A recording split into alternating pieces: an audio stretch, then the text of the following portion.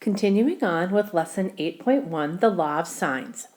In the day 1 video, there was only one triangle possible if you had angle, angle, side, or angle, side, angle. In day 2, things change pretty quickly. When using law of sines, you have the option of either 0, 1, or 2 triangles possible if you're given 2 sides and then an angle that's not included. For example, if you get side B and side A and maybe angle B. In this case, what you'll end up doing is solving for an angle first. Before we always solve for the sides, or we subtracted from 180. So here you'll have to solve for an angle by taking the inverse. And we're just going to cross multiply to get that, like we did yesterday. But this will be the first thing that you solve for.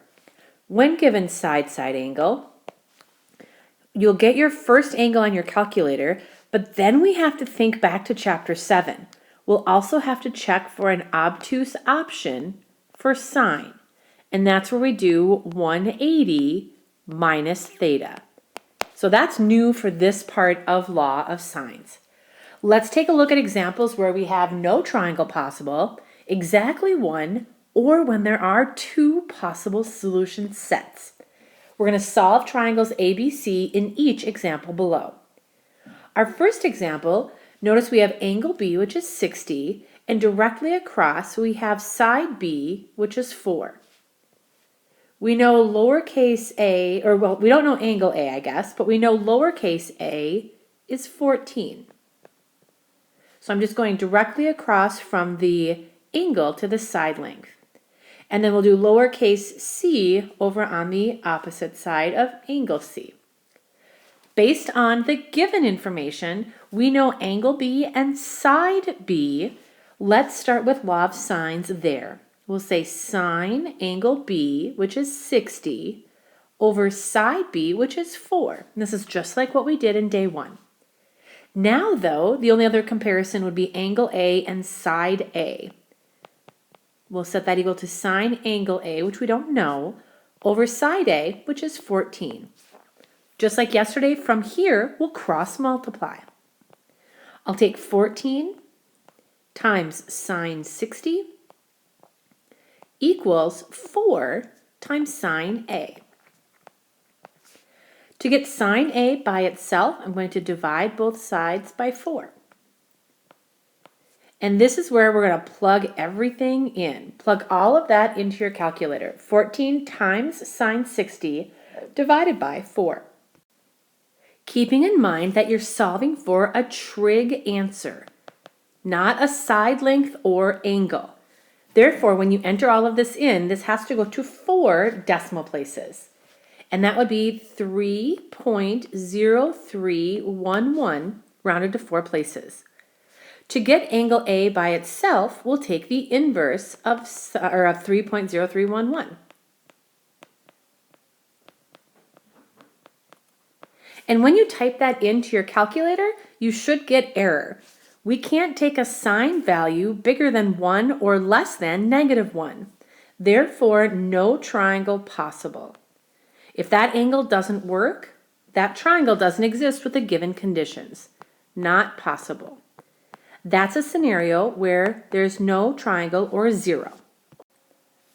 Okay, let's try the next triangle. Now triangle ABC, we have angle A, which is 42. We have side A, which would be 22. That's directly across from the angle. When we have side B equals 12, because that's directly across angle B. We don't know angle B, we don't know angle C, and we don't know side C. Those are the things we'd be solving for. When we use law of sines, set up the first fraction or ratio that has the angle and matching side.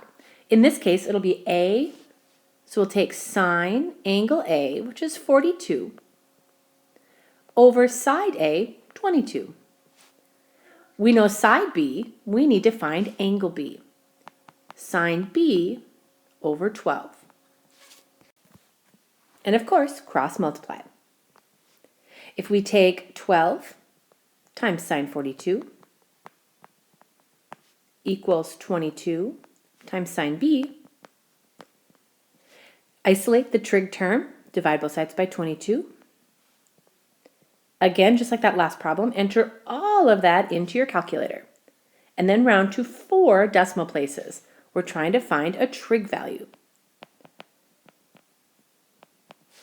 If you type in 12 times sine 42 divided by 22, we get approximately 0.3650. To get b by itself, we'll take the inverse of that. And this will work on our calculator. We will get an actual answer. Anytime you type in a trig inverse for sine, your answer will always be acute. And this is an angle measure. To the nearest tenth, we're going to get approximately 21.4 degrees. However, in a triangle, angles can be acute or obtuse. Therefore, our other option for sine is going to be if we take 180 minus that answer. I know, we have to recall that in this type of problem. The acute option that would also have a sine value of 0.3650 is 158.6. This means, you guys, we have 2 choices for angle B that are possible, 21.4 and 158.6.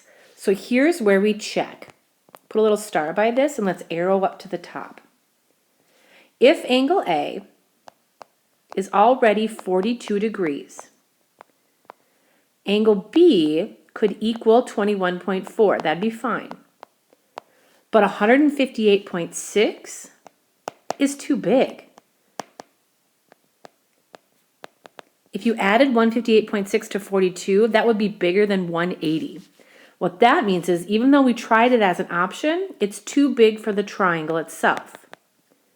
And if that's the case, only one triangle is possible. We can only have one angle measure for B. So only one angle B is possible. And that means only one triangle is possible. So now I know it seems kind of weird. We can go ahead and cross that option off. But we need to find the rest of the information for the problem. Now that we know 2 of our angles, we can get the measure of angle C. Whoops, oh, I need a color. Here we go. So now, oh, I want purple.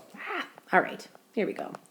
If we knew angle A and we found the acute measure for angle B, we can subtract them both from 180. So 180 minus 42 minus 21.4. That means the measure of angle C is 116.6 degrees. We're getting there. Now if we need to find side C, we'll do one more round of law of sines and we're good.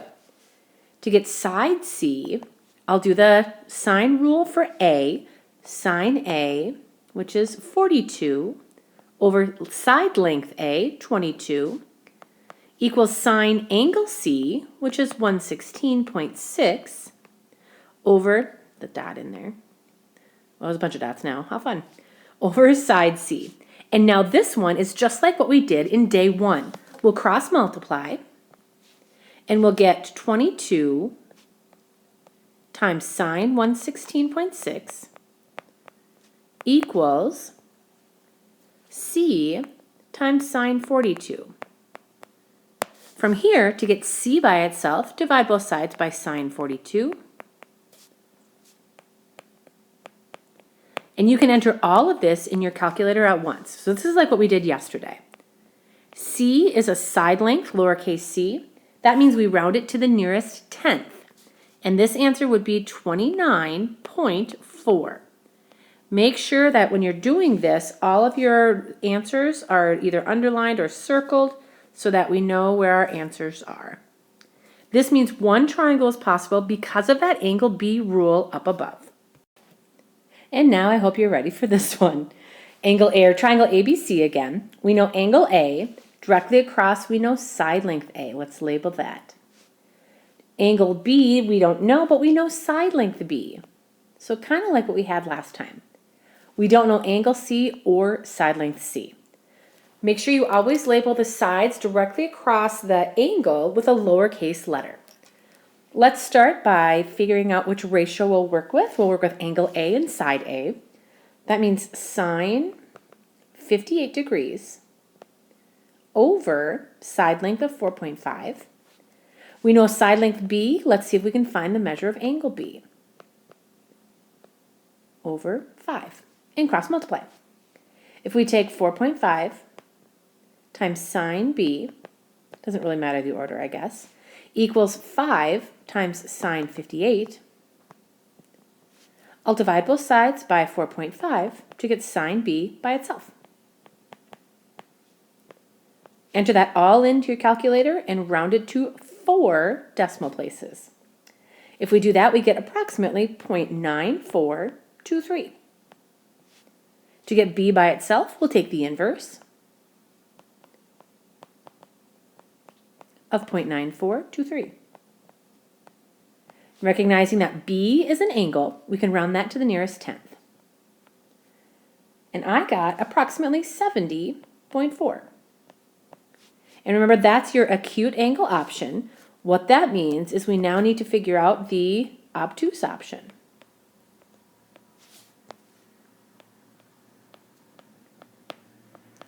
So we know that 70.4 would be acute. The obtuse option would be 109.6. And this is where we check it. We go back up to the top. If angle A is 58 degrees, B can always be acute. So the first answer will always work. But does the obtuse answer work?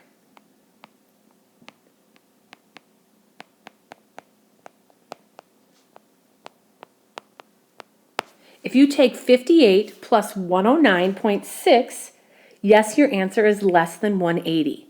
What that means is that the obtuse answer can work too. That means 2 triangle sets, that's a triangle, it's a goofy triangle, but it's a triangle nonetheless. 2 triangle sets are possible. So there are 2 sets of solutions. We'll try not to have too many of these on our homework today.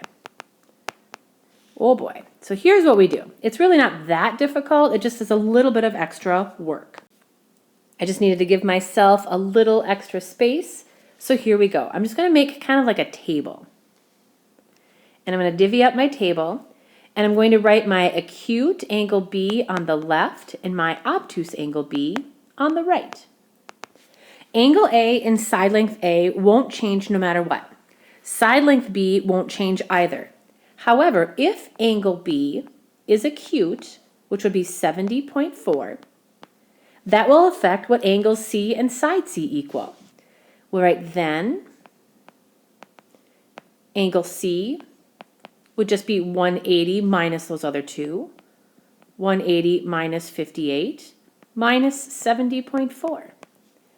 Now this means angle C is only going to be 51.6 degrees. So there's another possible answer. To get side C, we have to do law of sines and cross multiply. We'll keep our initial ratio from the beginning, sine 58 over 4.5. And we'll set that equal to sine angle C, which we just calculated, to be 51.6 over lowercase c. And we cross multiply. Take C times sine 58 equals 4.5 times sine 51.6, and divide out sine 58. Do the same thing on the other side. See if you can enter that into your calculator. 4.5 times sine 51.6 divided by 58, sine 58, would be approximately 4.2. There's one set. Then if we know that angle B would be obtuse at 109.6, go ahead and pause the video and see if you can come up with the new angle C and the new side C. Once you get both solutions, press play and we'll see how it went. Our second set has much smaller results. Angle C would be an acute 12.4 degree angle, meaning side length C would definitely be a lot smaller, approximately 1.1. This is how you can get 2 possible triangle sets using the law of sines. For now, we're going to pass on this area of a triangle formula. Do not cross it off, but we'll come back to it later. Please work on your 8.1 worksheet and submit it for credit for tomorrow.